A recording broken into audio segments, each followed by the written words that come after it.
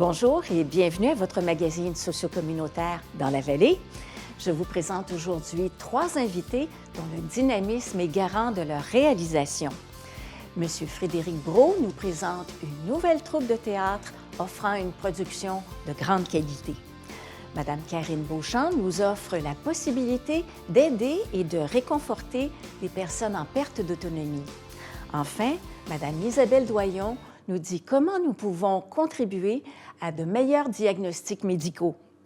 Accompagnez-moi dans la vallée. Dans la vallée, TVR9 qui parle de nous. Dans la vallée, TVR9, c'est nous. Dans la vallée. Si vous aimez le théâtre, la prochaine entrevue va vous intéresser. Ainsi, une toute nouvelle troupe de théâtre s'installe dans la vallée du Richelieu avec une nouvelle proposition. J'en parle avec M. Frédéric Brault, qui est président de la troupe Les Beaux Parleurs. Bonjour Frédéric. Bonjour. Frédéric, une nouvelle troupe de théâtre. Alors, c'est tout récent, là. Ça a été fondé cette année, donc avec un désir justement d'ajouter à la proposition, à l'offre culturelle de la vallée du Richelieu et aussi de permettre à des acteurs aguerris de pouvoir se réunir et aller vers de nouvelles propositions. Quand on parle d'une nouvelle proposition, qu'est-ce qu'on veut dire par ça? Bon, on a envie d'aller explorer peut-être des pièces avec une plus petite distribution, avec une dramaturgie plus nichée, plus québécoise. Donc, la troupe des Deux-Rives qui nous a rassemblés pendant de nombreuses années, nous a permis d'explorer différents projets. Maintenant, on avait envie d'explorer ça différemment. Alors, c'est une autre proposition, c'est d'autres types de théâtre. Ça reste un théâtre, disons, accessible, mais avec des projets qui sont un peu plus restreints en nombre de comédiens, voilà. Combien de comédiens dans la troupe? Cette année, on est 8 comédiens. Donc, un seul projet, 8 comédiens qui sont réunis sur scène. D'où viennent-ils, ces comédiens-là? Ils viennent de la vallée du Richelieu? Pour l'essentiel de la vallée du Richelieu, on a quelqu'un qui vient aussi loin que Varennes, Montréal et Saint-Hyacinthe, mais le cœur est évidemment là, Saint-Hilaire, Ottoburn, Belleuil, etc. Alors, on parle évidemment d'une troupe de théâtre amateur. Mm-hmm. Mais lorsqu'on dit amateur, on a toujours l'impression que la qualité est moindre. Mais ce n'est pas le cas, là, ici. Pas nécessairement, sans rien enlever, évidemment, aux professionnels. Il y a quand même des gens qui ont fait du théâtre pendant plus de 10 ans, 15 ans, 20 ans. Ils ont quelque chose à offrir en termes de talent. Et donc, la différence, essentiellement, c'est qu'on ne vit pas de notre art. On le fait par passion. Exact. Et ça se ressent tout de suite quand les gens viennent voir le spectacle, qu'on est des passionnés de cet art-là. Et ce qui nous réunit aussi, c'est l'envie de nommer quelque chose, de dire quelque chose. Donc c'est pour ça qu'on se regroupe. Et au-delà de la camaraderie, il y a aussi un désir de partager certains textes qui nous chamboulent. Qui disent quelque chose. Absolument. Pour vous et pour aussi les gens qui vont assister dans la salle. Évidemment, lorsqu'on dit amateur, on parle de gens qui sont moins souvent sur la scène, mais on parlait tantôt de grande qualité quand même pour les comédiens. Vous faites toujours de la formation, hein? Dans la troupe, il y a toujours beaucoup de pratiques, il y a toujours des ateliers aussi. Cette année, comme on est une troupe naissante, on a peut-être moins misé sur les ateliers. Par contre, réunissant des gens qui avaient quand même une bonne feuille de route au niveau du théâtre, on s'est tout de suite plongé dans le projet de cette année, qui est la pièce Charles Tchekhov et de Michel Tremblay. Et mais ça reste quand même il y a toujours un encadrement de metteur en scène. Et puis, on n'est pas laissé à nous-mêmes, là. Il y a quand même une direction qui est donnée à tout ça. Fait. Oui. Alors, parlons-en de cette production Cher Tchekhov de Michel Tremblay. Oui. On va donner tout de suite les dates des représentations. Donc, ça va être présenté les samedis et dimanches 23 et 24 mai à la salle Pointe-Valène à Otterburn Park. Et donc, samedi, on joue 2 fois. Une représentation à 15h, une représentation à 19h30 et le dimanche à 14h30. Et pour se prémunir de billets, comment on fait? Idéalement, c'est d'aller sur le site de la troupe qui est www.théâtrebeauparleur au pluriel. En un seul mot. .org. Et donc, c'est la meilleure façon de réserver des places. Déjà, on sait qu'on est presque rendu à la moitié de la salle pour chacune des représentations. Parce que c'est quand même une petite salle assez intime. On vise à avoir 150 personnes par représentation. Et donc, présentement, ça va bien. Donc, il faut quand même réserver tôt. Parlez-moi de cette pièce. Dites-moi davantage sur cette pièce. Alors, Cher Tchekhov, c'est une pièce que Michel Tremblay a écrite il y a à peu près 5 ans, qui a été présentée à Montréal, au Théâtre du Nouveau Monde, et qui raconte le regard que porte Michel sur le temps qui passe, sur sa pertinence en tant qu'auteur. Quand même, quand notre dramaturge national se questionne pose des questions. sur sa pertinence, je pense que ça peut quand même refléter le doute qui peut s'installer quand on arrive à un certain âge.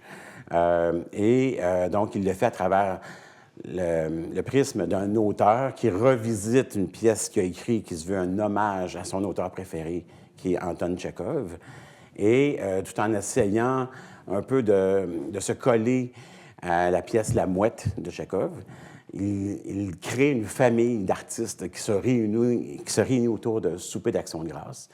Et dans ce souper, va évidemment arriver des scènes, disons, presque épiques de chicane entre frères et sœurs, parce que surtout l'auteur se reproduit lui-même dans cette famille. Cet auteur-là qui s'est fait critiquer pour une pièce qu'il a écrite et qui ne passait pas aux yeux d'un critique. Et ce même critique-là qui l'a critiqué est invité par la sœur parce qu'ils sortent ensemble. Donc, ils se retrouvent autour de la table. Ils se retrouvent, tout ce beau monde-là. Et la sœur s'est commise dans une pièce de théâtre, encore une fois de Tchekhov, et elle l'a fait à la l'aide d'un metteur en scène qui a décidé de faire des choses innovantes, nouvelles. Et ça n'a pas plu aux frères. Donc, toutes ces espèces de conflits-là un peu larvés vont éclater dans tout ce que de plus c'est du Michel Tremblay aussi. C'est du Michel Tremblay. Est-ce qu'on retrouve la langue de Michel Tremblay? Tout à fait. C'est en québécois. Les conflits entre frères et sœurs. Absolument. Les conflits dans les familles. Oui, mais un conflit sous fond de « on s'aime profondément ». C'est pas un conflit ouvert là, où on cherche absolument... je dirais peut-être, la relation avec les critiques aussi est peut-être un peu différente, mais dans la fratrie, il y a cet amour-haine. Oui. Dans le fond, la haine vient du fait qu'on aime profondément son prochain, mais que ce qui s'est fait vient nous heurter, et puis on cherche à nommer les choses, des fois adroitement, des fois moins. Frédéric, est-ce que c'est accessible pour tout le monde, cette pièce-là? Tout à fait, tout à fait. Toutes les personnes qui ont vécu ces situations-là, les chicanes de famille, hein, je pense que Je pense que c'est très latin. Hein? Ça Absolument. ressemble aux Québécois. Tout à fait. Donc, c'est sûr qu'il y a un paquet de référents qui font allusion à ce qui se passe dans le milieu théâtral. Mais je pense que tout le monde est capable de comprendre ce qui va se passer dans la pièce. Frédéric, il nous reste déjà peu de temps, mais dites-moi, quand je parlais d'abordabilité, une pièce de théâtre comme ça, c'est aussi plus abordable que si je vais dans un grand théâtre, là, au niveau des coûts. Oui, bien, c'est-à-dire que nos billets sont offerts à 30 $. Je pense que 30 $, c'est très raisonnable. Et puis, essentiellement, ça nous permet d'assumer les coûts de la production. On est un organisme sans but lucratif. Donc, notre objectif, c'est pas de faire des sous, c'est juste vraiment d'assurer les coûts. Frédéric Brault, président de la nouvelle troupe de théâtre Les Beaux-Parleurs, ça a été un plaisir. On va aller vous voir. Merci beaucoup. Merci de m'avoir reçu. À chaque jour dans ma vallée, je fais des choix qui me ressemblent, qui nous rassemblent. À 2 pas de tout ce dont j'ai besoin, je vais à la rencontre de ceux qui prennent soin de moi. Je plonge au cœur de la culture locale, de ses saveurs et de ses couleurs qui me transportent. À chaque jour, j'investis dans la vallée du Richelieu parce que choisir local, c'est gagnant.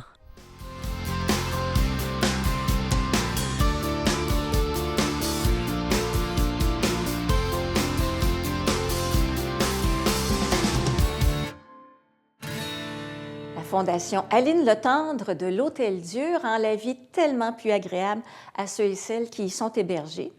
J'ai avec moi Madame Karine Beauchamp, qui est directrice générale. Elle est venue récemment nous en parler, mais il y avait tellement de choses à dire. Bonjour, Karine. Bonjour. C'est vrai qu'il y avait beaucoup de choses à dire sur la Fondation.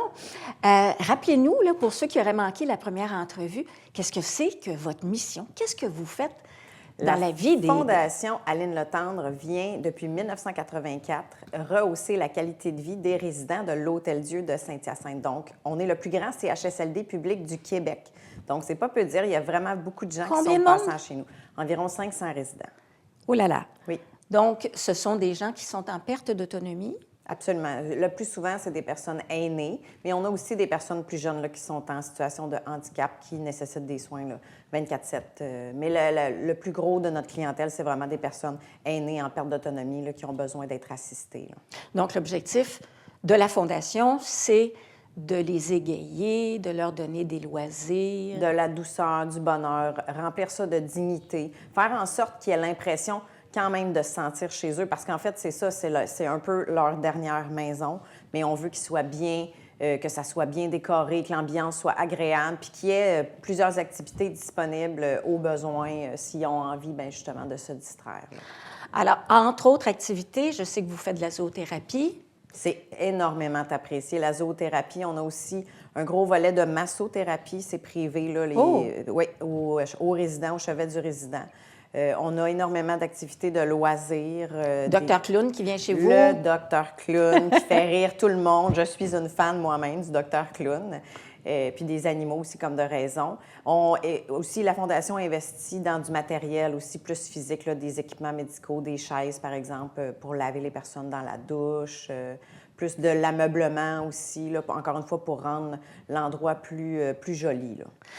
Évidemment, on a eu beaucoup de questions concernant la Fondation et on voulait voir comment on peut vraiment aider la Fondation parce qu'il y a toutes sortes d'activités de collecte de fonds, entre autres le moment d'Aline.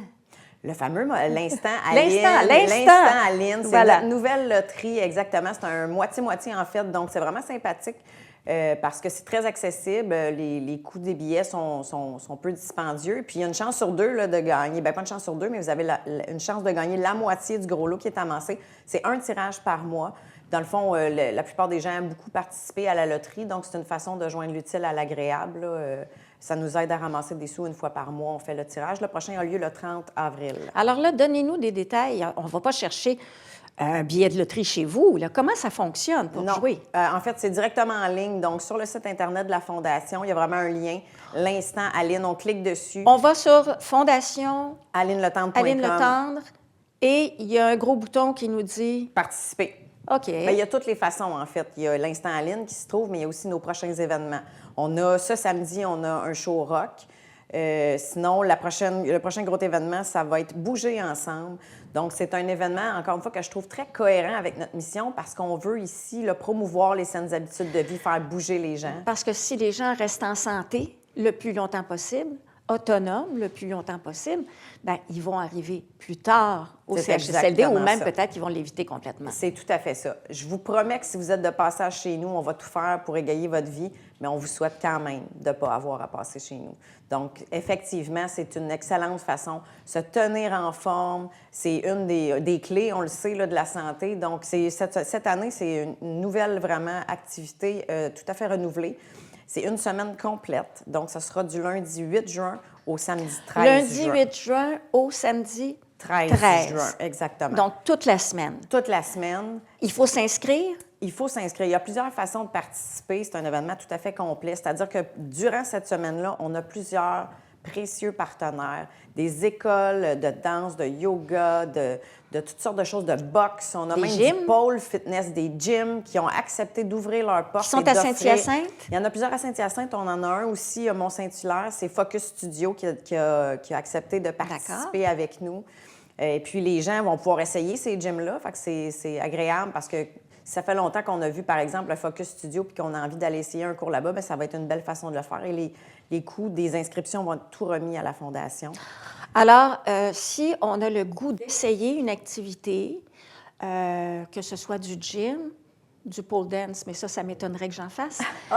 Pourquoi pas? Oh, pourquoi pas? De la danse? Il y a de la danse. Il y a de la danse. Il y a 2 yoga aussi. Il y a Idolem Yoga et Sanadora Yoga à Saint-Hyacinthe. On a même un club de boxe à Saint-Hyacinthe qui est Donc, très populaire. si on veut essayer, Tout à fait. on ne sait pas si on va aimer ça. On n'a pas le goût de mettre beaucoup d'argent. On veut voir si on apprécie l'activité avant d'y adhérer. Donc, c'est C'est le une belle meilleur façon. moment. Oui, absolument. Puis en même temps, ben, c'est ça, les sous sont remis à la Fondation. Puis ça permet aux gens de découvrir une nouvelle école potentiellement. Puis c'est pour ça, je pense que tout le monde, les partenaires ont été là, rapides à répondre oui, là, tu sais, présent, on est là, puis on est content d'aider en plus la Fondation. Donc ça, c'est comme un premier volet de bouger ensemble. On a aussi le fameux défi entreprise là, qui est très standard. En fait, ça fait plusieurs années qu'on fait ça. Ça aura lieu au Gym Extra de Saint-Hyacinthe. Donc ça se veut plus aux entreprises, finalement. D'accord. On le voit un peu comme du team building. Du team building, c'est exactement ça. Du team building, c'est des équipes de 4 personnes, dans le fond, qui vont venir faire un défi pendant à peu près 1 heure sur l'heure du dîner au Gym Extra de Saint-Hyacinthe. Et les sommes sont entièrement données remises à la Fondation. Je veux aussi parler de la fin de semaine qui va avoir lieu au centre commercial de Saint-Hyacinthe. C'est le vendredi et le samedi, en fait. D'accord. Ça aussi, c'est un beau partenariat, cette fois-là, avec le fameux Dr. Clown. Ils vont venir égayer un petit peu ce moment-là. On aura physiquement des vélos là-bas qui sont prêtés par Club Piscine de Saint-Hyacinthe. Et les gens vont, en échange d'un don de leur choix, là, un don aléatoire, pouvoir pédaler quelques minutes, s'encourager. On veut encore une fois promouvoir les scènes. Donc, si on est au centre d'achat, à ce moment-là, il faut passer au kiosque. On va avoir vraiment du plaisir avec Dr. Clown. Avec la famille, oui, vraiment. Je veux absolument que vous me parliez aussi d'une pièce de théâtre en collaboration avec la Fondation Honoré-Merci. On est très Donc, heureux. les 2 gros pôles de santé de Saint-Hyacinthe. Oui, on fait une belle collaboration. En fait, c'est tout à fait cohérent une fois de plus. On a des missions là, qui sont complémentaires. Donc, avec la Fondation Honoré-Mercier, on a la chance d'avoir Marcel Leboeuf qui vient faire la mise en scène d'une belle pièce de théâtre. C'est en fait La Petite Vie. Ça va se donner sur 2 soirs, en fait. Et puis, les acteurs de la pièce sont des employés du système de la santé. Donc, je vous promets qu'il y aura plein de surprises pendant ces 2 représentations-là. Puis, on est bien heureux de cette belle collaboration-là. Karine, il nous reste déjà peu de temps. Je pense qu'il y a un tournoi de golf aussi. Le fameux golf Germain-Larivière, ça va être notre 18e édition. On est une fois de plus tellement chanceux d'avoir ce précieux partenaire-là, M. Jean, là, qui accepte de lever le tournoi. L'année passée, on a levé 100 000 avec ce... C'est génial. Ça a été un record, oui. On C'est souhaite juste du beau temps pour cette journée-là. Oui, évidemment. Alors, plein d'activités qui nous rejoignent et qui peuvent aider vraiment la Fondation Aline Letendre. Madame Karine Beauchamp, directrice générale de la Fondation Aline Letendre, ça a été un plaisir de vous revoir et on va aller visiter le site. Comme ça, on va avoir toute l'information. Merci beaucoup. Merci beaucoup. Bonjour, je suis Julie Larochelle, directrice générale de la Chambre de commerce et d'industrie Vallée du Richelieu. À toutes les semaines, suivez-moi alors que je vais à la rencontre, dans le cadre de l'émission Fierté d'ici, de toutes les belles entreprises, les beaux commerces, les restaurants de la Vallée du Richelieu.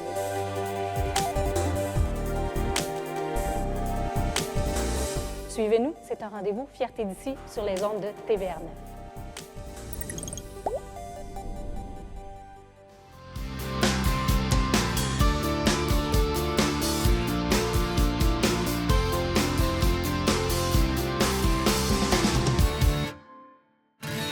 Nous connaissons tous l'hôpital Honoré-Mercier. C'est l'hôpital qui dessert la vallée du Richelieu.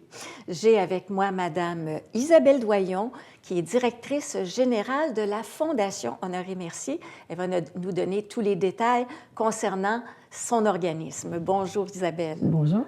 Isabelle, quand je dis que l'hôpital Honoré-Mercier, c'est l'hôpital qui dessert la vallée du Richelieu, c'est exact, là? Ah, absolument. C'est un fait qui est souvent méconnu. Mais c'est un hôpital qui a un territoire de desserte qui va jusqu'à Saint-Bruno, incluant Saint-Bruno de Montarville, avec un bassin de population de 233 000 patients desservis. Et c'est un hôpital qui est très performant. Là, hein.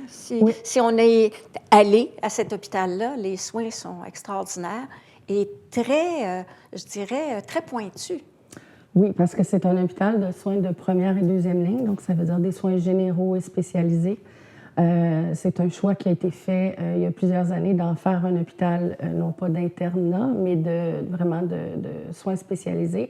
Et c'est un hôpital qui reçoit toujours de très bonnes cotes d'Agrément Canada, effectivement, en termes de taux de satisfaction de la clientèle qui se prévaut, malheureusement pour eux, des soins de santé de l'hôpital. Est-ce que c'est un hôpital qui se spécialise dans certains traitements de maladies? En fait, il y a au-delà de 32 secteurs de spécialité à l'hôpital. Oh là là. Alors qu'on parle de cardiologie, pneumologie, endocrinologie, gynécologie, je pourrais vous en nommer Cancer plusieurs. du sein, je pense qu'il Oui, y aura on a une une clinique clinique. du sein qui est un CRID, donc c'est un centre de dépistage et d'investigation du cancer du sein. Ça, c'est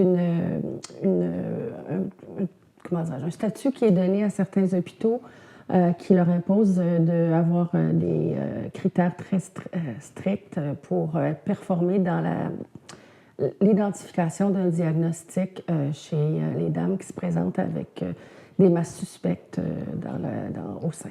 Alors, toute la vallée du Richelieu reçoit les services de cet hôpital. C'est vraiment génial. Absolument. Il y a aussi un GMFU. Qu'est-ce que c'est? En fait, c'est parce que l'hôpital est affilié à l'Université de Sherbrooke. Alors, c'est aussi un centre d'enseignement et de recherche. D'accord. Et parallèlement à ça, on a un groupe de médecine familiale universitaire. Alors, à cet endroit-là, on a des médecins de famille qui pratiquent et qui sont aussi des superviseurs des résidents de l'Université de Sherbrooke, qui viennent, après avoir reçu leur diplôme de médecin, doivent faire 2 années de résidence sous supervision. Alors, ils viennent pratiquer chez nous. Il y a 24 étudiants de l'université qui viennent chaque année. Ils recevoir leur complément de formation, ce qui en soi est aussi très bénéfique pour la région parce que ça fait des gens qui connaissent bien l'hôpital et qui choisissent parfois d'en faire leur milieu de pratique. Donc, plus de médecins pour nous, c'est toujours positif. Parfait.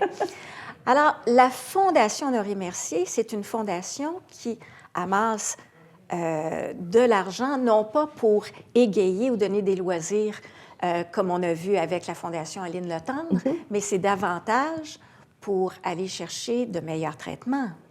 Oui, en fait, une mission, en 82, la mission, c'était l'achat d'équipements médicaux spécialisés. Au fil du temps, c'est une mission qui s'est quand même élargie pour aller aussi inclure des projets de développement des soins. Le conseil d'administration de la Fondation s'est donné comme mission il y a peut-être une quinzaine d'années, non pas d'agir comme agent, de se substituer au rôle de l'État, mais davantage d'agir comme un levier de développement pour les soins pour les gens de la région. Alors, les fonds qui nous sont amassés ne sont pas utilisés pour faire du remplacement ou du rehaussement. On laisse ça au budget d'opération de l'hôpital. Nous, on va se diriger davantage vers les projets de développement qui amènent une plus-value que les gens dont la région ne disposerait pas autrement. Parlez-moi de certaines réalisations de la Fondation. Vous voulez que je remonte loin? Je pense qu'il y a eu plusieurs appareils de dialyse qui ont été payés par la Fondation. Effectivement. On a fait une campagne, si ma mémoire est bonne, en 2012 pour la création de la plus grande unité d'hémodialyse hospitalière. Donc, à ce moment-là, on avait acheté 36 rails artificiels et souvent la façon la plus, ce sont des hémodialyseurs, mais donc pour que les gens comprennent mieux, oui, on dit à quoi ça rails sert? Artificiels. Ce qui est peu connu, c'est que les gens qui sont atteints de cette maladie-là sont parmi les plus grands malades de nos hôpitaux parce que ça impose 3 traitements par semaine de plus de 4 heures où est-ce qu'on vient à vie faire éclaircir son sang. Alors ça, c'est un projet important pour nous. On a aussi eu un projet pour la clinique du sein dont on parlait tout à l'heure, où on a acheté une table de stéréotaxie et un appareil de résonance magnétique haute résolution qui nous a permis de maintenir notre statut de CRID dont je vous parlais tout à l'heure. On a aussi refait l'unité d'obstétrique pour avoir des équipements de haute technologie. Ces investissements-là, oui, évidemment, amènent des meilleurs soins, mais il ne faut pas se cacher qu'ils nous amènent aussi des médecins. Ah, voilà. Parce que les médecins dans les universités, ils étudient sur des appareils de à haute fine performance. pointe. Alors, Exactement. ils ont envie de poursuivre leur carrière de cette façon-là. Si on veut qu'ils nous choisissent, on Tout à doit fait. être à la hauteur. Et là, vous avez une campagne de financement pour acquérir un nouvel équipement. Oui. Parlez-moi de cette campagne-là. Cette campagne-là, c'est la campagne Un deuxième scan pour notre hôpital. Nous avons présentement un scan qui est définitivement en fin de vie. Nous n'en avons qu'un seul à Honoré-Mercier. Et ça fonctionne 24 heures sur 24. Oui, ça ne devrait pas, mais ça l'est. La demande est trop grande pour qu'on puisse lui donner les 8 heures de repos que le guide technique nous demande de faire. Parce qu'on a un accroissement de population, on a un vieillissement de la population qui amène le besoin. Alors, notre hôpital a obtenu un budget de l'État pour acheter un nouveau scan et une nouvelle résonance magnétique. Et il va falloir les payer. Donc, Eux les paient. d'accord. Nous, on nous a demandé, est-ce que, puisque nous refaisons tout le département d'imagerie médicale, est-ce que la Fondation accepterait de financer un deuxième Comment on va scan? faire ça, Isabelle? Quelles sont les activités de collecte de fonds? Nous avons évidemment un tournoi de golf qui est notre activité phare à Saint-Hyacinthe. Nous avons également ici dans la vallée du Richelieu un événement vinicole pour les grands amateurs qui s'appelle la Paulée du coureur. Le coureur étant le coureur des bois que tout le monde connaît bien ici. Oui. Et nous avons aussi instauré ce mois-ci un moitié-moitié qui s'appelle la Lotoscan. L'autoscan étant bien évidemment notre deuxième scan. Comment on fait pour y jouer? On va sur... Là, vous allez me demander l'autoscan. Je me sens bien bête de ne pas le savoir par cœur, mais si vous On va voulez, le voir à l'écran. je vous le montrerai à l'écran. Et on va mettre ses mises. On peut même... C'est mensuel, donc ça recommence chaque mois. On l'a commencé le 1er avril. Au moment où je vous parle, on est à au-delà de 42 000 déjà dollars dans la cagnotte, donc ça va très bien. Et c'est des fonds qui vont être attribués au scan. Isabelle, en terminant, il n'y a pas vraiment de petits dons, hein? Oh, absolument pas. Je pense que c'est très sous-estimé. La valeur du don individu pris dans son ensemble est tout aussi, sinon plus grand valable que le don corporatif auquel tout le monde pense que sont attribuées les levées de fonds. Madame Isabelle Doyon, directrice générale de la Fondation Honoré-Mercier, ça a été un plaisir de vous rencontrer. On va aller sur le site et on va avoir plus de détails sur la façon de donner à notre région, quoi. Exactement. Merci de m'avoir reçu. Merci.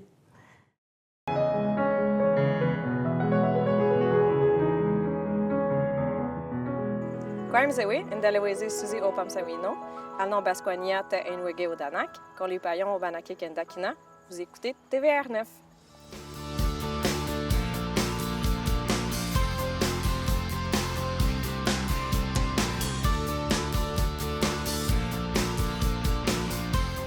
Et c'est ainsi que se termine votre émission Dans la vallée. TVR 9 est votre télévision locale. Notre objectif est de participer à la vie communautaire de la vallée du Richelieu en étant un témoin actif de notre identité culturelle et de notre histoire commune. Ainsi, vous trouverez dans notre grille horaire des émissions d'information, des sujets culturels, des capsules historiques et bien plus. On se revoit bientôt. Dans la vallée.